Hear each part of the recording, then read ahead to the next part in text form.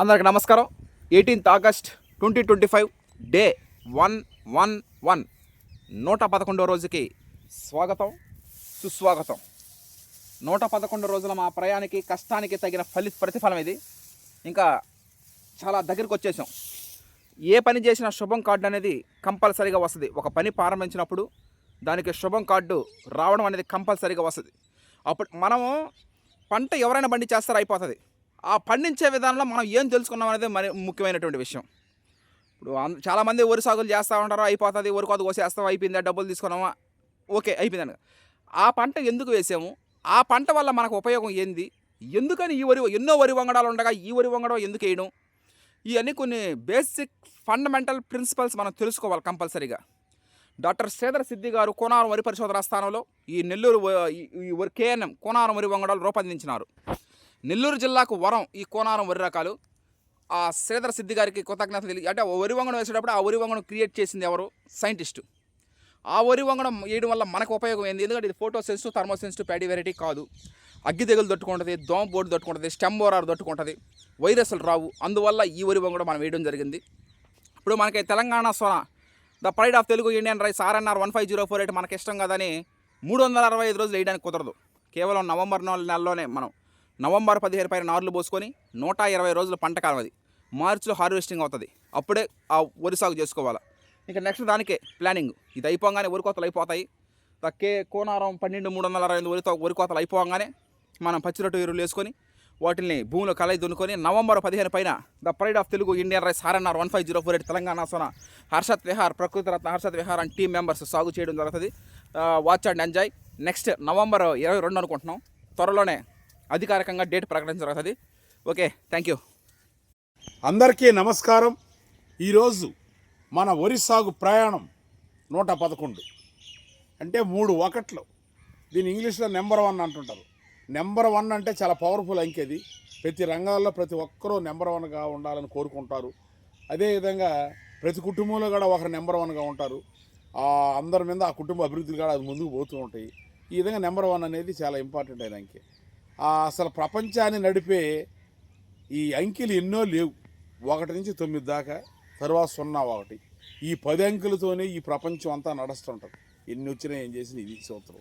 ఆ విధంగా ఈరోజు 111 అంటే 3 ఒకట్లు అంటే 111 రోజుకు రావడం జరిగింది. పైర్లు కూడా బాగానే ఉన్నాయి. వాతావరణాలు సినుకులు ముబ్బులు మాయిలుగా ఉన్నాయి. వీటి వల్ల చాలా దగ్గర ఇబ్బందులు జరుగుతూ ఉన్నాయి. సరే, ఏది ఏమైనా ప్రకృతి మనం ఏం చేయలేం కాబట్టి ఈ విధంగా జరుగుతుంది. 10-15 రోజుల్లో ఈ ఉరి కోతలకు రావడం జరుగుతుంది. 25 రోజుల్లో ఈ ఉరి కోతలకు రావడం జరుగుతుంది. తర్వాత ఈ కూరగాయల చెట్టు అనేది కూడా మన శాంపిల్ కోసం వేసాం మేము. ఇక్కడ వేసిన తర్వాత అటా లైట్గా బాగానే వస్తున్నాయి. వచ్చే ఈ తడ క్రాపులో వాటిని కూడా వేయడం జరగద్ది.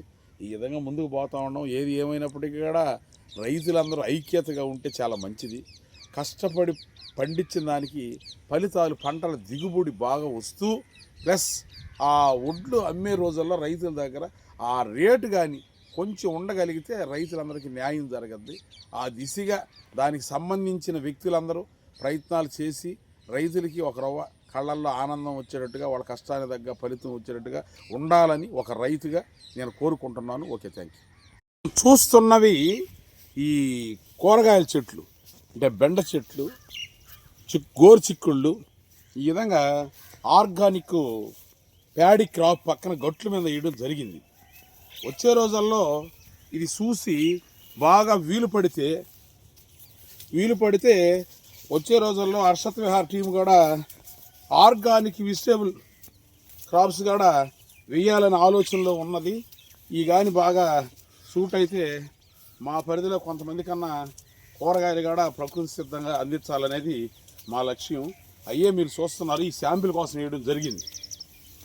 ఈ విధంగా మళ్ళీ మనం next the pride of Telugu Indian rice RNR 15048 Telangana Sona వేస్తాం కాబట్టి వేసినప్పుడు పొలం గొట్ల మీద ఈ విధంగా మనం కూరగాయలు, పండ్లు ఈ విధంగా పెంచుకోవడం, తద్వారా integrated farming system, integrated IFS సమీకృత వ్యవసాయం.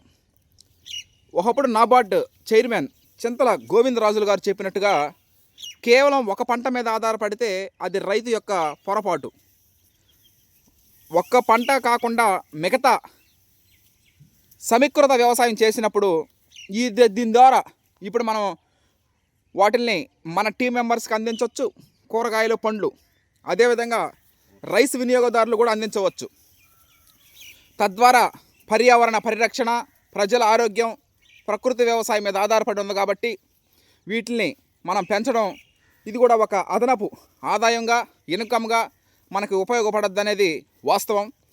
తోటి రైతు సోదర సోదరీమణులు కూడా భావించి మీ పొలం గొట్టల్లో అక్కడక్కడ బెండకాయలు కానీ, ఈ వంకాయలు కానీ, ఇలా చిక్కుడుకాయలు కానీ, ఇలా కొన్ని మీకు తోచినంతగా వేసుకొని తద్వారా లాభం పొందాలని కోరుకుంటున్నాను. ఒక ప్రకృతి రత్న హర్షత్ విహార్గా కేవలం ఒక పంట మీద ఇప్పుడు ఈ టైంలో వానలు పడకూడదు, వానలు పడతా ఉన్నాయి. అది పంట ఒకవేళ నష్టం కలిగించినా ఈ కూరగాయల ద్వారా మనం అదనపు ఆదాయం పొందవచ్చు. అదేవిధంగా వీటితో అనుసంధానమైనటువంటి పశు, తర్వాత డైరీ ఫామ్ను కూడా పెట్టుకుంటే కవ్వమాడిన ఎంట కాసులు కలకల్లాడును అనే ఒక సామెత. ఒడ్లు గొడ్లు ఉంటేనే వ్యవసాయం అని మా అమ్మమ్మ గారు చెప్పడం జరిగేది ఒకప్పుడు. ఈ విధంగా మనం ఒక పంట మీద ఆధారపడకుండా వివిధ రకాల పంటలు వేసుకుంటూ పశువులు, ఆవులు, లేగదోడలు వీటిని పెంచుకుంటూ అదనపు ఆదాయం పొందడం చేయడం కంపల్సరీగా. ఎందుకంటే వరి పండించడానికి ఒక 4-5 నెలలు పడితే వాటిని మగ్గించడానికి ఇంకొక 4-5 నెలలు పడుతూ ఉంటుంది. దాదాపు 9 నెలలు 10 నెలలు మనకి వరి చేయడం జరుగుతూ ఉంటుంది. అది కాకుండా ఈ విధంగా అదనపు ఆదాయం కూడా పొందడానికి అనువుగా ఉంటుంది ఇది. ఓకే, ప్రకృతి రత్న హర్షత్ విహారం టీం, థ్యాంక్ యూ.